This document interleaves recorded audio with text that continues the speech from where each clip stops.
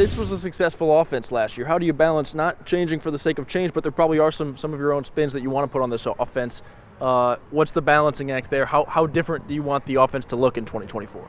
Yeah, that's a great question. I got a lot of respect for what's been done here, program in general, for Lance, for Andy. Andy and I have known each other for a while, have talked about offensive football in the past. The way that they've played here is a way that I believe in as well, and so I think that was important, the alignment. If I hadn't seen things that way, then Lance wouldn't have even talked to me about the job, and so I think that's first, just having a commonality there in terms of philosophy. I think every offense, every year, looks at itself and says, how can we improve? But I think you'll see, to the common bystander, you'll see a very similar product on the field. Creativity. Everybody loves the trick play, the gadget play. I think you guys scored a touchdown in the spring showcase that people love. How do you balance not being creative for the sake of being creative? And I guess how much creativity is too much? I think it's only too much if your players can't execute that. If you're doing so much that it becomes confusing for your players, then that's when it becomes a problem. But really, they're typically not going to have problems with those kind of plays. They enjoy them so much. Some people say, oh, you're too cute, or it's gimmicky. Right. You're trying to trick the defense. Well, that's what we're trying to do on every play, right? Like, I'm not trying to tell the defense, hey, we're running over here, and then run the ball right there. I'm trying to make them think we're running the ball there, but really we're throwing it over here. So every play is some form of a trick. Every play there should be, hopefully, some deception involved. Even if it's a simple handoff off tackle, the quarterback should be faking something else after he hands the football off. And so I don't buy the thing about being too cute or gimmicky, and I don't know. There's the balance comes in how much can you actually execute. I believe in them a lot. I believe in being creative, and it's not just those types of plays. It's just being creative in a normal way to run a simple play, just given a different presentation maybe than we've given before. Yeah. Have you been able to install more of that given the experience that you have in your skill players? I look at your quarterback, your starting running back, and then at least, half a dozen wide receivers who have been here 4 or 5 years. So have you been able to throw a lot at them, knowing that they can handle it?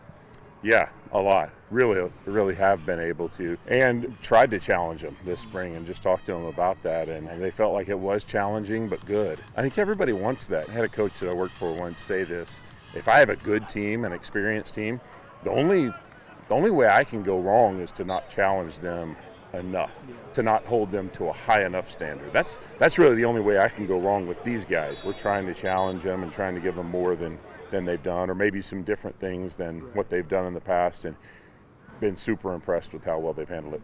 Got to ask about Jalen, of course. I know he hasn't been able to do everything this spring, but you mentioned that the stuff he has been able to do, he's looked really good. What has stood out the most about him as you have gotten familiar with his game and as you started to gain the trust of him, and probably vice versa?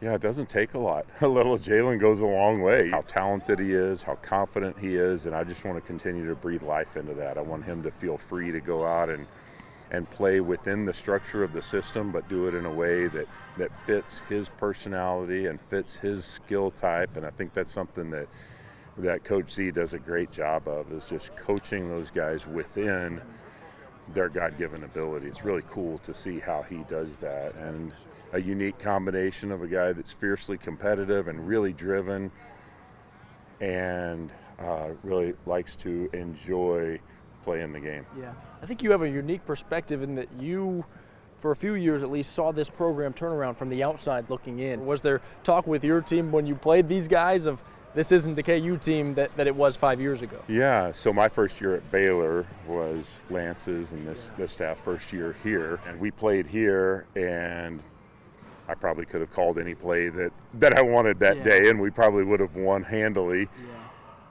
But I did notice a team that was sound, well coached, and played hard. I saw the signs of a team that was being developed. And I firmly believe in the fact that you can see quality coaching when you watch how a team plays, and I saw it. And then the next year played them in Waco and won again, but a much stiffer challenge, and a team that was making strides, you could tell. And I was thankful we didn't play them this year. The exponential rate of growth here in the last couple of years, just something that you don't see real often. So I think, yeah, everyone in the league is taking notice. Yeah.